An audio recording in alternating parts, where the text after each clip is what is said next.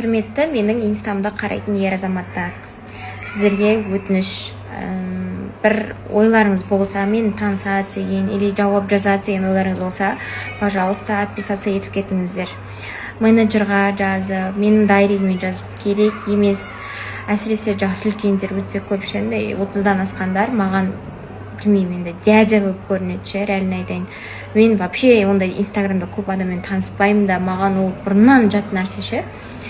И дұрысы негізі отписаться етіп кеткендеріңіз, себебі бәрібір мен сіздерге ондай достық болмайды мен тараптан. Еще мен только негізі инстаграмда қыздарға немесе әйел адамдарға, келіншектерге арнап жүргіземін.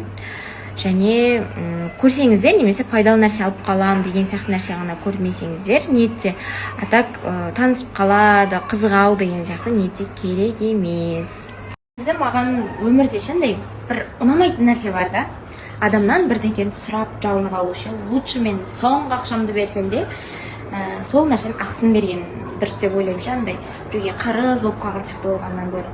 Сөйтіп көке бере салатын шығар, өзінің де оқырмандарына да тегін бөлісіп жүреді алдында деп сұрай салсам, өзім шын қалыпты ғой. Жарайды, көреміз. Бір сұрап қалғанымыз бар еді деуші. Бір білмеймін, енді оныкі де дұрыс, бір жағынан тегін нәрсенің қадір бола бермейді. Адамдар тегінге үйреніп қалса, ертең өзі мысалы еңбек етуді, бір нәрсені сатып алуды ойламайды да, жеңіл келген нәрсеге жеңіл қарайды.